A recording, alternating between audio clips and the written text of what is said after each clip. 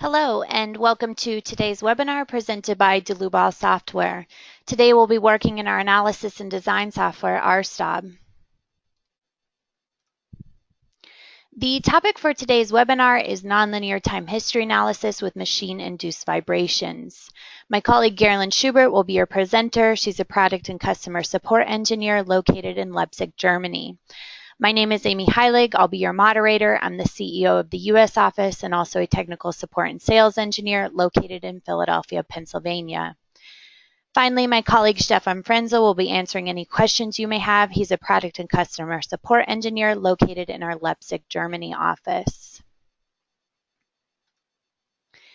If the control panel does seem to get in your way when you logged into this GoToWebinar, feel free to show or hide that with the orange arrow up at the top. We always want to encourage everyone to ask questions throughout the webinar. You can do so within the same dialog box.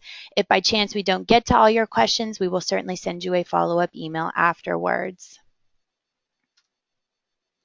So regarding the content for the next hour today, I want to quickly go over the overview and features of our RF Dynam Pro modules within our main programs RFEM and RSTOB. And today we'll be focusing on the linear and nonlinear time history analysis within these same Dynam Pro modules. We'll move on to an example within RSTOB. This will be machine-induced vibrations on a structure. We'll take a look at the natural frequency analysis as well as the deactivation of tension-only members. From here, we'll move on to a linear time history analysis and see how resonance affects this same structure. And lastly, moving on to nonlinear time history analysis, we'll see how we can take into account those nonlinearities such as tension-only members and failing supports. So we have several modules when it comes to dynamics within our main programs RSTOB and RFEM. The first is RF Dynam Pro Natural Vibrations. So this is a prerequisite for any of our other dynamic modules. We must determine what the natural mode shapes and frequencies of our structure are. From here, we can move on to RF Dynam Pro Force Vibrations. Now this allows us to run a linear time history analysis within the program. You can see this graph here is a time course monitor. So this is for a tension-only member, and we're viewing the normal forces for that member. Now, because this is linear time history analysis, you'll see both tension and compression forces within this tension-only member. Now, we can also perform a response spectrum analysis. We won't be getting into this portion today, but just to let you know that is available as well. Now, recently added is the RF Dynam Pro Nonlinear Time History. So this is a module extension to the Force Vibrations module. What this allows us to do is to take into account those nonlinearities. So as you can see, this is that same time course monitor shown here for that tension-only member. Because this is now a nonlinear time history analysis, we should no longer see those compression forces within the member. And as you can see in the time course monitor, we only see tension forces here. Lastly, we have our RF Dynam Pro Equivalent Loads module. This allows us to perform a response spectrum analysis with the export of equivalent loads. We won't be getting into this module today, but just to let you know, we do have a couple other recorded webinars available on our website and our YouTube channel that we'd like to refer you to. Now, with that said, I want to go ahead and turn it over to my colleague Gerlin for the rest of the presentation today. Many thanks, Amy, for the introduction. So I will start straight away and give you some more details to the Dynam Pro modules and especially the time history solvers. Let's start with the RF Dynam Pro Natural Vibrations. So as the name says already, this is for analyzing frequencies and mode shapes. You can import masses directly from load cases, and you can combine masses and mass combinations. You have different mass matrix available, but the most important thing for today is the stiffness modification feature that I want to show you today. We want to use this to study some failure of tension members. So how are frequencies actually changing when tension members are available or when we deactivate them? So The eigenvalue analysis is a linear analysis, and this means all the tension members are replaced by truss members. They can cope with compression as well. And to study changes in frequencies, you have to act here you have to do things manually here. You have to deactivate these members. And this is what I want to show you with the DynamPro natural vibrations today in the example that follows. And now I want to tell you a few things about the time history analysis. We distinguish in DynamPro between linear time history analysis and nonlinear time history analysis. That's what Amy already explained very well. So the linear analysis neglects structural and geometrically nonlinearities. So, for example, tension members or cables are replaced by truss members, or they are simply ignored. So if you, for example, define a failure of some supports, this is then a fully acting support instead. The linear analysis is a first order analysis, so it considers the small deformation theory. And we have two solvers available, the modal analysis and the implicit Newmark solver, but I go a bit more in detail and explain the solvers in the upcoming slides. The nonlinear time history analysis is in RFEM, a large deformation analysis. In RSTARP, you have both types of analysis available. You can apply the theory of small or large deformations. All nonlinearities that are defined in the model are considered also in the time history analysis. So here again, we have also in RFEM, we have two solvers available, the explicit and the implicit solver. I go in detail to this. And at RSTARP, we have the explicit solver only. We further distinguish between the time history analysis of time diagrams and oscillograms. The time diagrams can be defined as tabulated values as a periodic function, or you can enter a function term directly in an added field. You define loads and load cases to define the location of the excitation. So this makes it very flexible. So you can define nodal member loads, surface loads, or even free or generated loads. So you can excite the structure everywhere, wherever you want. And time diagrams and load cases are then connected together in the dynamic load cases. And using this, you can even simulate an excitation that varies not only over time, it can also vary over position. The time history analysis of oscillograms, this is an excitation at supports. And the acceleration time diagrams can be imported from a library of earthquake recordings, or they can be user defined. And we have the multi-point option available for the linear analysis. So the modal analysis, now I concentrate really on RSTARP, DynamPro today.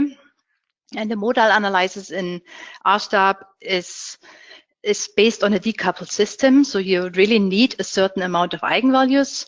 This is required to ensure the accuracy. And how can you know whether or not you have enough eigenvalues?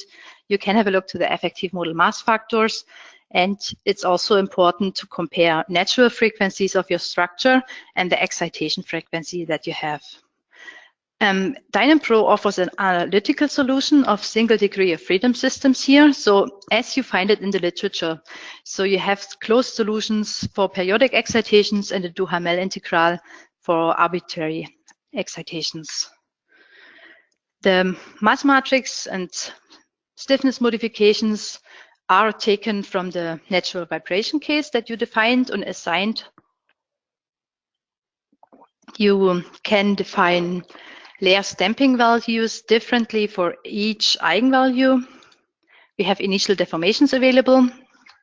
And this is very interesting. We offer the steady state response for periodic excitations. This is only available with the modal analysis. So instead of the complete solution of the differential equation, here only the particular solution is provided. And the modal analysis offers a static correction.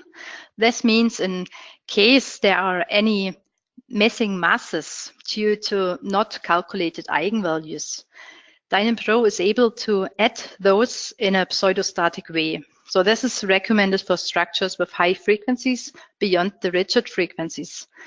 And because for such frequencies, only the steady state response is expected and added to dynamic analysis. So instead of calculating an enormous amount of eigenvalues to reach some amount of activated mass, you can instead use also the static correction feature. Also only available for the modal analysis in RSTAP. The second solver we offer is the implicit NUMAC solver. This is a direct time step integration. So here you do not need any eigenvalues. You do not have to assign natural vibration cases. Instead, you have to ensure a quite small time step. The time step is important for the accuracy of the results. And there is a recommendation that you find in the literature. It's provided here as a formula, so 1/20f, the frequency. And here you need to consider the natural frequencies of your structure and also the frequency of your excitation. Both is important here. The dynamic load cases with direct time integration solvers have their own calculation parameters, and in there the mass matrix and stiffness modifications are defined. So because you do not assign any natural vibration case, you have own calculation parameters for those cases. The direct integration solvers, they require the Rayleigh damping as a structural damping, so you have the Rayleigh coefficients alpha and beta. We discussed today in the example how to convert from Lairs damping values, these are usually the values that you find in the literature, to the Rayleigh coefficients. So also offered as the initial deformation, but as I said, the steady state and the static correction is not available for this solver. So now the nonlinear solver. This is also a direct time step integration scheme, so eigenvalues are not required and natural vibration cases are not assigned. All the nonlinearities that are available in RSTAP and that you defined in your model are considered in the nonlinear time history analysis. So you have in the global calculation parameters, you get an overview about all the nonlinearities that are available in the main program.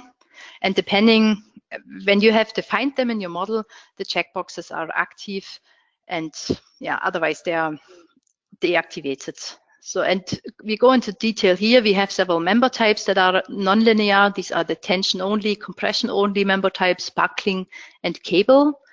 Then you can define member nonlinearities for each type of member, a beam, for example. So you can define plastic hinge options or some yielding or failure. You can also define nonlinearities for supports. So you can define several conditions. You can define frictions, or a quite flexible one is the diagram or partial activity. And similar, these things are available for hinges, for release conditions. In RSTAP, we have also the foundation of members that can be inactive, also it fails if negative or positive contact stresses are available. RSTAP considers small or large deformations, so you can apply both theories. And the RSTAP solver is explicit, but it contains some elements of an implicit solver to stabilize the solution. In the linear case, the calculation is stable independent of the time step, but RSTAP automatically determines the time step that is needed for calculation, and it uses the omega max. This is a frequency, a maximum frequencies. You can change this value in the detail setting of Dynam, but the default value is quite okay. So this is just if you really think you need a smaller time step, but the automatic option here in RSTAP is working very well. And when nonlinearities are defined during the calculation steps, RSTAP is able to reduce the time step further. It's automatically reduced as soon as nonlinearities are detected. And RSTAP does not use a constant time step. Instead, the time step is optimized during the calculation steps. So you do not provide any time step for calculation in case of the explicit solver. RSTAP is doing this automatically. As with all the other time integration solvers, you define the mass matrix and you have the stiffness modifications available, and you can, it's again the Rayleigh coefficient that are used, and you can also define initial deformations. So the user interface of linear and nonlinear time history analysis is basically the same. It's just the solver that is added when you have the add-on module nonlinear time history. I just want to quickly discuss the differences to RFEM. In RFEM, we offer two solvers for the nonlinear time history analysis. We have the implicit Newmark solver and the explicit solver. RFEM offers the large deformation analysis, and the explicit solver is best for short time excitations. So for example, impulse or explosions. And it's a conditionally stable process. So the time step needs to be smaller than the stable time increment. And this stability limit is determined with the smallest finite element length. And here the formula is provided, but the omega max is not known by RFEM itself. So it's approximated with the smallest finite element length. This is the automatic time step evaluation, but you are allowed, and it's often required in RFEM, to determine an even smaller time step, to define an even smaller time step manually. The explicit solver in RFEM has some restrictions. It's only working for a diagonal mass matrix and also for a diagonal damping matrix. And for the damping matrix, this means you can only define alpha damping. The beta needs to be 0. These are restrictions, but RFEM is far more complex. It has more non-linearities available than RSTAB, obviously. It's a finite element program, and RSTAB is a truss analysis software. The implicit solver is unconditionally stable, independent of the time step, but still it's very important to use small enough time steps to determine accurate results. And I recommend in RFEM always to do a convergence study for the time step. So let's go to the example. I think that's enough for all the theory and solver difference. So let's jump over to RSTAB directly, and that's the structure we are looking at. Some of you might know it. It's the example that we have in the manual. Here we perform a linear time history analysis, and today we will do some different case studies and perform also nonlinear time history analysis. So that's a simple steel structure. I've defined some tension members here. So the bracings are tension members, and the machines are sitting here in the openings. So I've defined two load cases, the self-weight of the structure and the self-weight of the machines. And here you see where the machines are based. So I've defined just the loads arising from the machines. I did not model the machines itself. And these are member loads that I've defined here. So let's get started with DynamPro. First of all, we want to perform a natural vibration analysis. And therefore, I also want to combine some masses. Later on, we also activate the linear time history analysis of time diagrams and the nonlinear time history analysis. But we go through it step by step and start with the natural vibration analysis. So I'm going to define a mass case.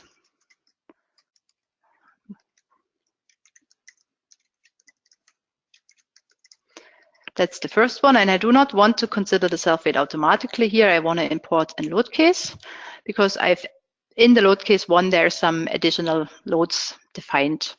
And the second load case, mass case, sorry, is the self-weight of the machines. And here I want to import the load case 2. On the right-hand side, you always get a summary of what masses you imported, and this is nice, and you can double check if it's the masses you expect. In the mass combinations, we combine the two mass cases, and you can just add all mass cases, and they jump over to the right, and this is then the combination, so all the complete self-weight. So when I use factors of 1, this is automatically done because I've chosen a mass case type permanent here. There are some other mass case types available, and the combination factors are then adjusted in accordance to the Eurocode 8, part 1. Natural vibration case. So to emphasize this again, it's a linear eigenvalue analysis. So our tension members will be replaced by trusses. So I give it that name just that we keep in mind. And I want to analyze, I want to have a look to the first 10 eigenvalues. I would not actually need to calculate the eigenvalues because I'm going to use direct time history solvers. So they do not require any eigenvalues, but it's very important to understand the structure. You have to know the dominant eigenvalues of your structure, and also you have to study cases of resonance. And that's why it's very important to always calculate your eigenvalues. It's the basic. So I want to import the mass combination that we have defined. Let the masses act in all directions. And today we are going to use the diagonal matrix. I've double-checked the consistent matrix in advance, but there's not much difference in this simple example here. So we are going to use the diagonal matrix. So everything else, we keep it as it is. Later on, we will use the stiffness modification feature, as I have mentioned in the introduction. So that's all for the natural vibration analysis, and I'm going to calculate this. And now we have the graphics of we see the mode shapes, and we have the tables, and the results are all available down here. At the moment, we have only one case calculated, the natural vibration case 1, and you can switch between the several mode shapes, either here with the drop-down, or you can just click in the table, and the graphic is automatically updating. So let's have a look. We have the eigenvalue number 1. It's 1.2 Hertz. And this is obviously, when we just look to the graphic, and mode shape acting in the y direction. We can also double check this by looking in the effective modal mass factor table. And you have here the effective modal mass factors. And here you see the mode shape 1 activates 72% mass only in the y direction. So this is definitely, this is a dominant mode shape in the y direction. Then there are a few more eigenvalues in the y direction, but all not as important. This one is a little bit important, 18% mass, but this is clearly the dominant one. And in the x direction it's even more clear. We have the eigenvalue number 6, which activates 89% mass in the x direction. So let's have a look to the frequencies again. So we have 1.2 Hertz in the y direction and 3.9 Hertz in the x direction. These are our two dominant eigenfrequencies when we consider the structure completely linear. So all the 4 tension only members can cope also with compression. So we go ahead studying this linear. So now we did a linear natural vibration analysis, and I'm going to show you first the linear time history analysis, and we want to excite the structure with time diagrams. So I'm activating the time diagrams, and you see now 2 more tabs appearing here, the time diagrams in the dynamic load cases. In the time diagrams, we want to define periodic excitations today. And in the dynamic load case, here is the place where you combine load cases with time diagrams. And I'm going back to the slides, and I want to discuss the machine-induced vibration. So we have to talk about the excitation first before I enter all the data in here. Otherwise, you might not understand what I'm actually doing. So I'm going to the slides, and there are many different types of machine-induced vibrations, of course. We look into a rotation of an unbalanced mass today. The unbalanced mass is rotating with 235 rounds per minute. It has a mass of half a ton, and the eccentricity is 0.65 millimeter. So we can calculate the excitation frequency. That's just a simple unit conversion from rounds per minute into radians per second or into hertz. So we have an excitation frequency of 3.9 hertz. So, and everyone who have just listened to the natural frequencies, and I have chosen the excitation in a way that we definitely will have a case of resonance today when we study the structure linear. So we had a dominant natural frequency in the x direction of 3.9 Hertz, and we have also an excitation frequency with the same value. The radial forces are calculated with the given formula here, and we have 179 Newton.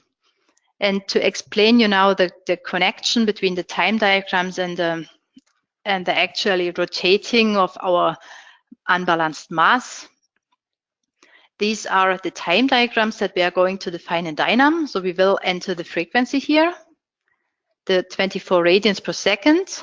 The vertical component will have a shift of 0. So it starts, it's a sinus function, and we have a multiplier here, which is 1.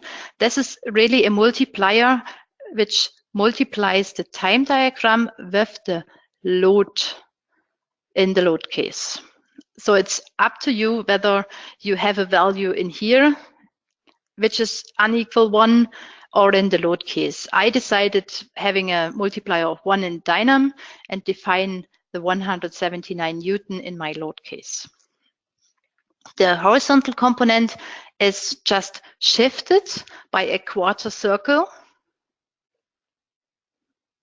So it's the same, the frequency is the same. I've entered a shift here and I have the same multiplier. And now, what does it actually mean? So we will define horizontal forces and vertical forces in load cases.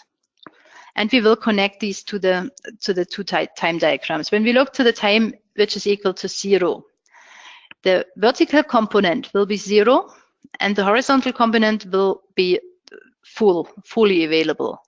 And this is indeed the case. We have a horizontal force and no vertical component. Going ahead to the next step, we have now a full vertical load and a 0 horizontal component. So this is indeed the case. And all the stages in between, so because the mass is going around the circle and the radial force as well, so all the cases in between are now covered by our time diagrams. We can go ahead, look to the other cases. Here we have a negative horizontal component and a 0 vertical component. And at the bottom of the circle, we have a negative vertical component and a 0 horizontal component, and so on, rotating along. So we are going back to R-stab and defining this in the program.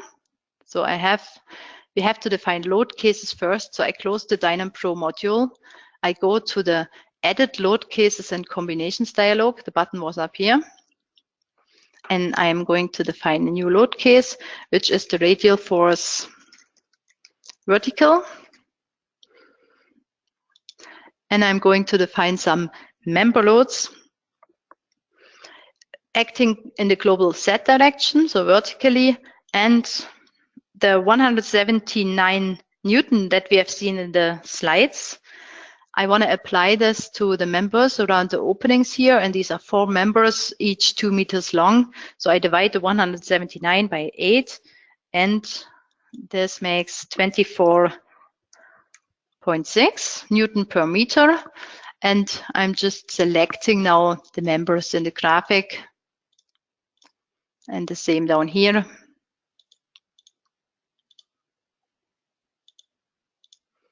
And just right-click to finish this process. And I'm going again into the Edit Load Cases and Combinations dialog and copy my load case that I've just created. I copy it. I change the comment up here to horizontal. And all I have to do now is changing my loads. So we have table 3 here that contains all the loads, and we have defined member loads. And you can either directly change it here. That's the easiest. We just change the direction here in X, global and X direction. You could also double click on the row and the dialog would open again. So it's now acting global in global X direction. So we have defined now the loads. So we have defined the location of our dynamic excitation. We have a vertical radial force and a horizontal radial force. And we go back to Dynam and define the time diagrams as we have seen it in the slide. So we have the vertical component.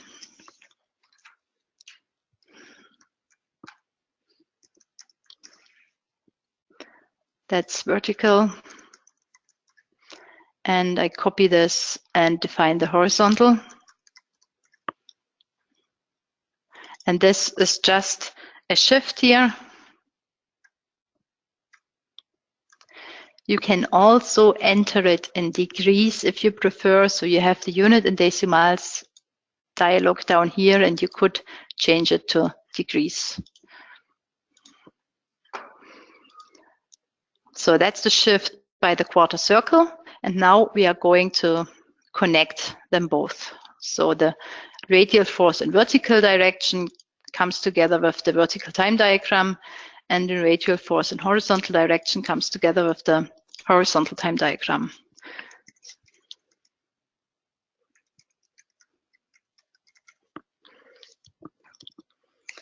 So we have to do a few more settings for the linear time history analysis. We're going to use the linear implicit Newmark solver today.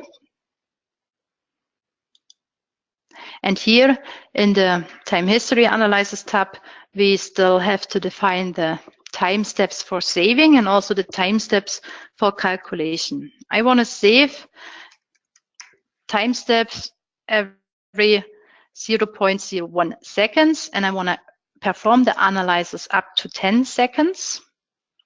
And here the implicit solvers, they can determine the time step automatically, but here the time diagrams are used because DynamPro does not know anything about the eigenvalues right now because we did not assign any natural vibration case.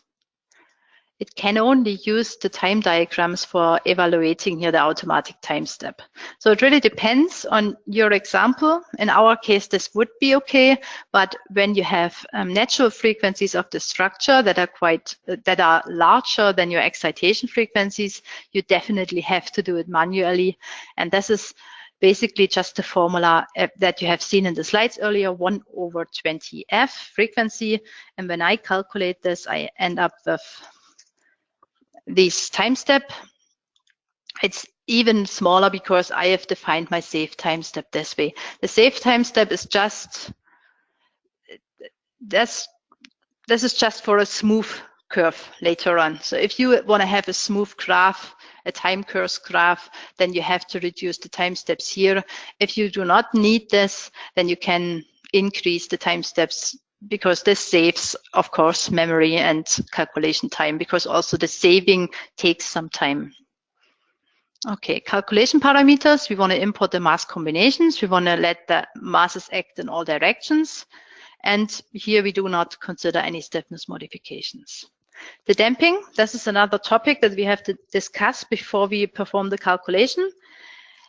In the literature, you usually find Lairs damping values, and I want to damp my structure with 1% Lairs damping today.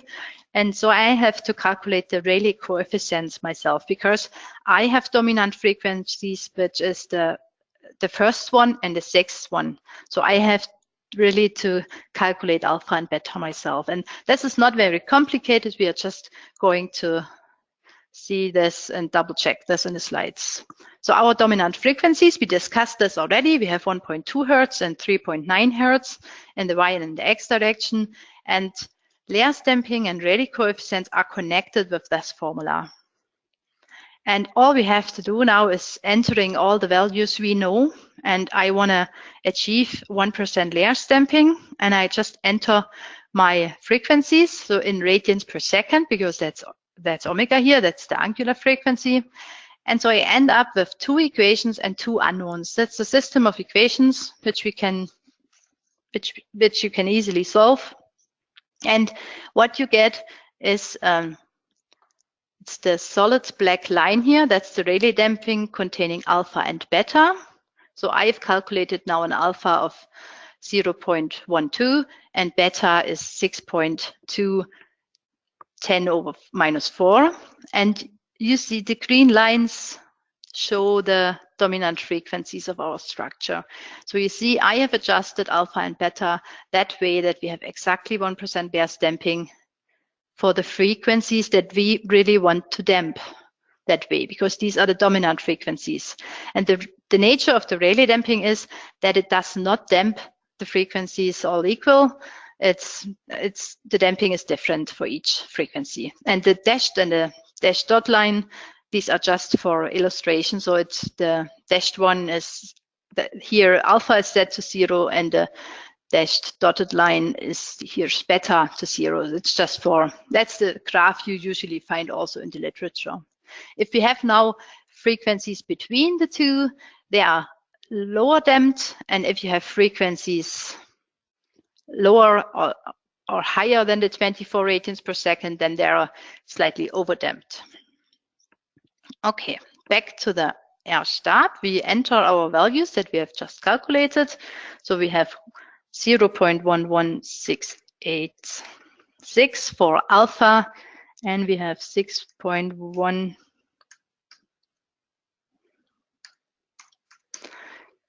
10⁻⁴ for beta. And now we are ready to calculate the linear time history analysis. Stop. I wanted to create a result combination just to show you that this is possible. So you can generate load cases for single time steps, result of single time steps, and you can create a result combination which gives you maximum and minimum results, so an envelope over the whole analysis time. And it's exported to the main program and can be used then further for designer. So I calculate this. And now that's the dynamic envelope that we just see. I increase the tables a bit. You have now two cases available here, the natural vibration case 1 that we had earlier, and the dynamic load case 1. And here in the right drop down, you have results of all single time steps, and you have the dynamic envelope. Most important is the time course monitor, which is accessible here. So I open this in an extra window, and now this is interactive, so you can click on a node in the structure, and the time course monitor jumps to this node and shows the results. Now we look at the displacement in X direction, and the curve clearly shows that we have a resonance here. So the results are increasing over time. This only happens when a resonance occurs. So our natural frequency of the structure is identical, nearly identical to the excitation frequency, and this leads to a resonance. So this is something we really have to avoid, and we have to change something here. But remember, we did a linear analysis so far. That's not what the structure is in reality. So when we have a look to the tension only member, I have to switch to the normal force and display position. So here you see it's a tension only member, but it has tension and compression forces in it, and they are increasing because of the resonance. So how can we, the first question is, how are the frequencies changing when tension members are not available, when they fail? How can we do this? How can we analyze this in R-stab? So, and I've already mentioned the stiffness modification option that we have in the Dynam module, and therefore we have to define a load case first.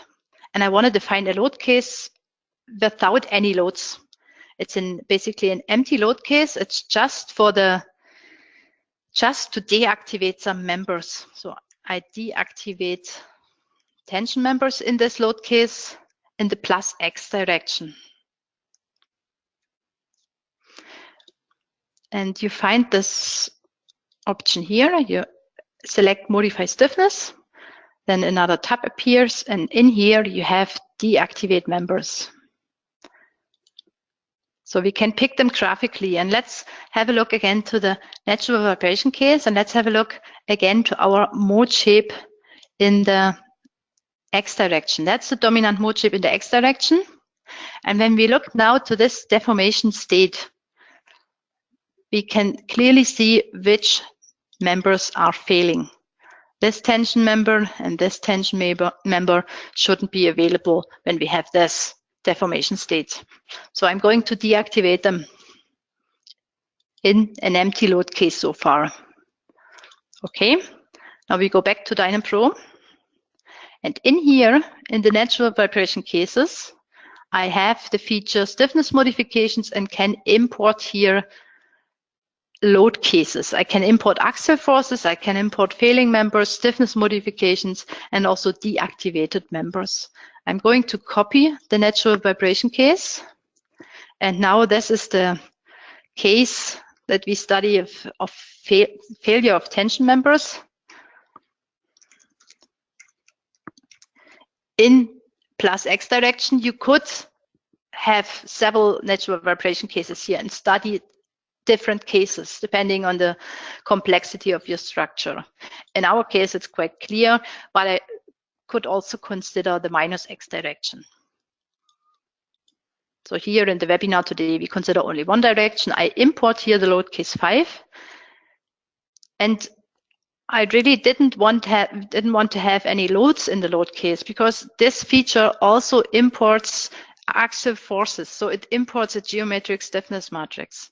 And if you do not want to have the influence of any normal forces, then you should create an empty load case and just for the purpose to deactivate some members. So I calculate the natural vibration case 2, and we will see how the frequencies are changing when the tension members are not available anymore in this direction. So we still see the 1.2 Hertz that we had before. This is our frequency in the Y direction. This stays unchanged, and it should be because we didn't change anything in this direction. And we have now here a different frequency number 1. And this is now clearly our eigenvalue in the X direction. Let's have a look to the effective modal mass factors. We still see the 72% in the Y direction, unchanged compared to the original. And we have now new and dominant eigenvalue, which activates 83% of mass. And this is now a changed frequency. So we have only 1.1 Hertz now in the X direction. It moved back from 3.9 down to 1.1. So this is nice because we do not expect any resonance here. So it's really worth to consider the structure with nonlinearities. So it's important to consider the tension members. We go back to the Dynam and perform now a nonlinear time history analysis. There's not really much to do. We just have to activate nonlinear time history in the general tab. And we again want to excite the structure with time diagrams. And the user interface stays the same. So we still have the time diagrams and we can use them, we reuse them, and we have the dynamic load cases. And all that's new is now that the explicit solver is active. We are allowed to select it now. So I'm going to copy this case, and rename it to non-linear, and I'm choosing the explicit solver. And also here in these tabs, the user interface is the same. So here's the connection between load cases and time diagrams.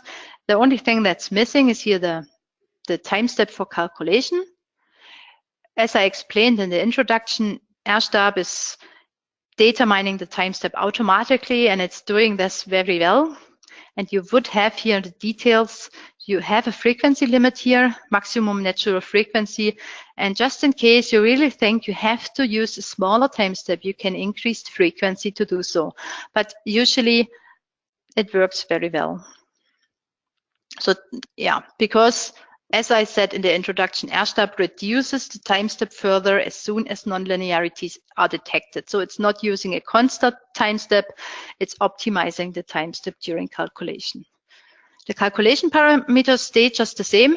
These mass direction checkboxes are now inactive because the explicit solver requires masses in all directions. So it's not allowed to apply masses only in X direction.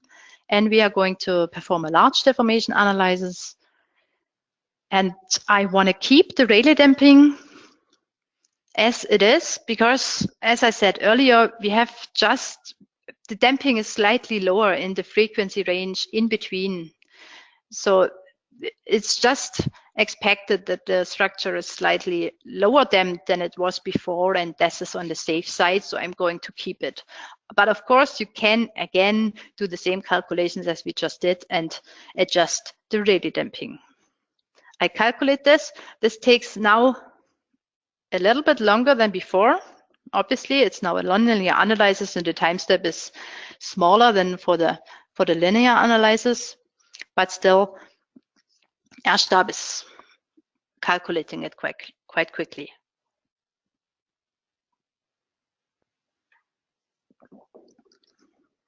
So once the calculation is done, we again have a look to the same node and look to the displacement. So I open another case is added here now. We have 2 natural vibration cases and we have 2 dynamic load cases now here in the drop-down list. We are going to look to the dynamic load case 2. And I want to again double check the time course monitor and check the node that we have seen earlier. Clearly, there's no resonance anymore. So this is what we expected. The frequencies do not match anymore. And in between, we double check the tension member, tension only member. And indeed, it's now only having tension in it, and it fails quite often. It's getting reactivated and so on. Back to the node and the displacement in X direction. So this is the displacement. More important when you consider dynamics and vibrations is the acceleration and the velocity. So let's have a look to the accelerations in X direction. We have the root mean square value available down here, and we can have a look to it up to 10 seconds. So we have a mean value of 52 millimeter per square seconds. And when we have a look to the velocities, they're disappeared. No, here they are. Velocities we have in the root mean square value is 1.8 millimeter per second. We have some higher peak values, but the mean values are important. This is okay regarding some limits that are available. When you look in the literature, you find some limits that are coming from us. So these are some human perceptions of vibrations. It could be that you have to reduce the limits even further, dependent on the machines or measuring devices that are in place. So machines or measuring devices are usually far more sensitive than we humans are. So we have limits of accelerations in black. So, and still okay is unpleasant. So this is it shouldn't be any more, at least when we look to the mean values. And so we have 1.3% of G. So this is then approximately 130 millimeter per square second would be okay as a limit of acceleration. And in red, you see the limits of velocities. And here you should have no more than 2 millimeters per second. And back to the example, this is what we fulfy. So we are below the 2 millimeters for velocities, and we are also below the 130 for accelerations in X. So due to the nonlinear consideration and due to the fact that there's no resonance occurring anymore. So this was the case tension members that I wanted to show you. And we now want to have a look to a second type of nonlinearity. I want to show you a failure of support. So we study a case of damage. So when I go onto this support, I can create a new type of support. And just imagine it's broken in the horizontal direction completely, so cannot take any force in the horizontal direction anymore, and it can just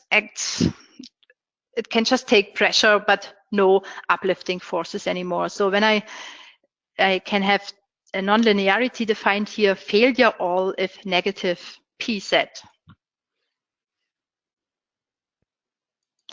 So the support turns blue. This means there is a nonlinearity defined. All the results obviously are deleted. And when we now go back to DynamPro, I just want to deactivate the natural vibrations do not have to calculate them anymore. And I want to show you this option. When you deactivate it here, it deletes all your natural vibration cases. And I could do the same with the linear time history analysis because I do not want to perform it anymore. I do not want to recalculate it. But there is another option that I want to show you. You can have DLC linear analysis. You can clear this checkbox to solve here on the right-hand side, or you can use your right mouse button and you have some more options here. And you can also here set not to solve, which means it won't be calculated when I press OK or calculate now. In the nonlinear analysis case, I just want to reduce the maximum time, 2, and everything else stays the same. I even want to keep now the Rayleigh damping the same. Okay, and calculate, and then we have a look to the results and check if the results are plausible or not. So again, the cases reduces, of course. There's only the DLC2 available now, and I want to have a look to the time course monitor and look to the support nodes and look. PX and PY are obviously 0 because the degree of freedom it's free movable in these directions, and the support force PZ, it's node 14. We see now 3 peaks, so the support is still active. It's still working up to 0.14 seconds. Then it fails. Then it's shortly reactivated. There's a peak at about 0.35 seconds and another small peak here at 0.6 seconds. Let's double check this and have a look to the deformations. When you click on the node, it jumps over to nodes. You can now just here have the displacement set. It's node number 14. And we can see the same behavior. So as long as the support is active, we don't have any deformations. So this is up to 0.14 seconds. Then we have, of course, some deformations because the support failed. There was another little peak here at 0.35. So no deformation here. And another little peak was here shortly before the 0.6. So again, the deformation is 0. And then the structure is drifting away. All the forces are relocated. And it really comes to some failure. You can also animate this. We have some animation available. So another window pops up, and I want to have to decrease here the scaling factor so that we can see something here. So this is a very large deformation scaling factor now here. When I click to play, you see the graphic, the main graphic moving. You see the line going through the time course monitor. So it's acting all together, and you can really see the structure moving away here. Okay, so it's drifting. Now it starts drifting away. Okay, so this is just the last feature I wanted to show you. Now that's me done with the example today in R-Stab.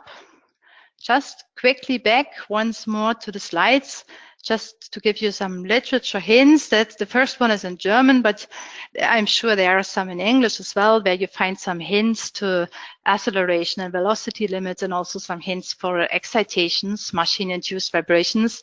The two, Bhatta and Chopra, these are theoretical books where you find some more information about the solvers. And of course, we have the manual, which is still from October 2007. It's just in the updating process. So I thank you very much for your attention. I hope it was helpful.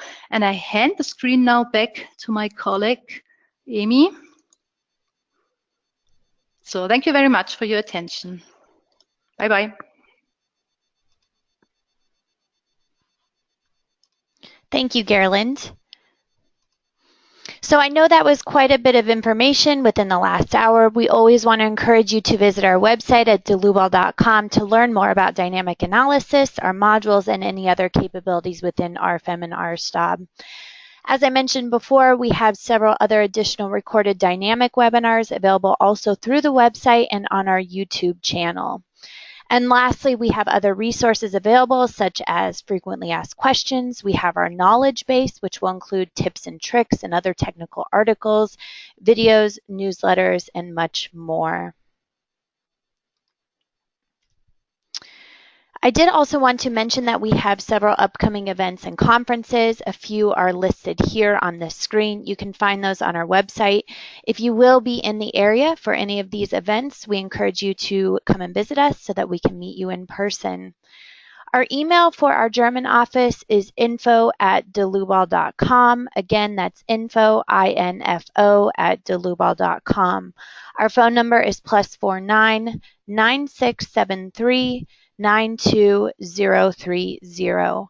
If you have any questions or comments about today's presentation or anything else regarding our software, feel free to send us an email or to give us a quick call, and we will be happy to help further. With that said, we want to thank you for attending today's presentation, and as always, we hope to see you at the next webinar. Thank you.